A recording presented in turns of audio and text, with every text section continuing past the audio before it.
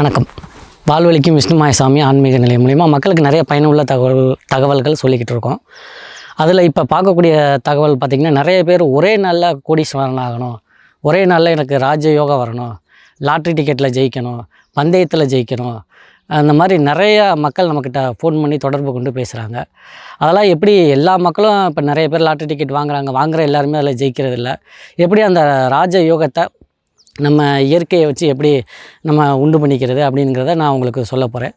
ராஜயோகம்னாலே இது பார்த்திங்கன்னா மருதாணி செடி தான். ஏன்னா மருதாணி செடி பார்த்திங்கன்னா லக்ஷ்மி தேவியினுடைய அம்சம். அந்த மருதாணி செடியை ஞாயிற்றுக்கிழமை, திங்கட்கிழமை, வியாழக்கிழமை இந்த மாதிரி வரக்கூடிய நாட்களில், அதாவது அந்த நாட்கள் எல்லாம் பார்த்திங்கன்னா பரணி நட்சத்திரம் 27 நட்சத்திரங்களில் பார்த்திங்கன்னா பரணி நட்சத்திரம் அன்னைக்கு நீங்கள் காப்பு கட்டி எடுக்கணும். மருதாணி செடியை முறைப்படி நம்ம சாப நிவர்த்தி பண்ணி எப்படி ஒரு செடியை காப்பு கட்டி எடுக்கிறது அப்படிங்கிற வீடியோவை முந்தைய வீடியோக்குள்ளே நம்ம போட்டிருக்கோம். பார்க்காதவங்க அதை பார்த்து தெரிஞ்சுங்க. அந்த மாதிரி நான் சொல்லிக் கொடுத்த முறைகளில் நீங்கள் காப்பு கட்டி எடுத்து அதை என்ன பண்ணணும்னா, அந்த வேரை நல்லா பாலில் கழுவி மஞ்சளில் கழுவிட்டு அந்த வேரின் மேலே கொஞ்சம் கோரோஜனை, புணுகு, கஸ்தூரி இதெல்லாம் நல்லா தடவி ஒரு சின்ன குழியை, அதாவது ஒரு தாயத்திலையோ, வெள்ளி தாயத்திலையோ, தங்க தாயத்திலையோ அல்லது ஒரு ஐம்பொன் தாயத்திலையோ நீங்கள் போட்டுக்கலாம். கழுத்தில் போட்டுக்கலாம், இடுப்பில் போட்டுக்கலாம், இல்லை கையில் கட்டிக்கலாம்.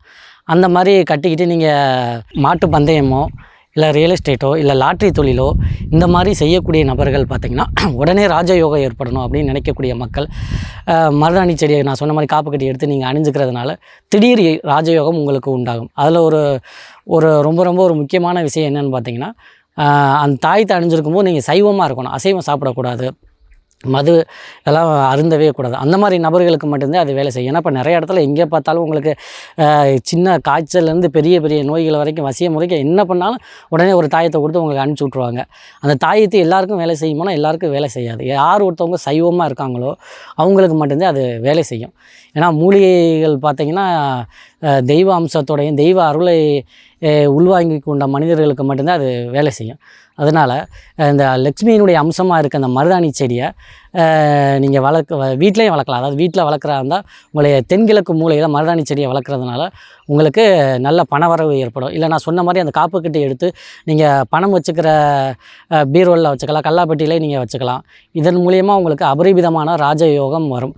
இதை கஷ்டப்படுற மக்கள் எல்லாருமே நான் சொன்ன இந்த முறையை கேட்டு பின்பற்றி உங்களுடைய கஷ்டங்களை நீக்குகிறதுக்கு, ராஜயோகத்தை ஏற்படுத்திக்கிறதுக்கு இந்த மருதாணி செடியை நீங்கள் யூஸ் பண்ணிக்கோங்க. நன்றி, வணக்கம்.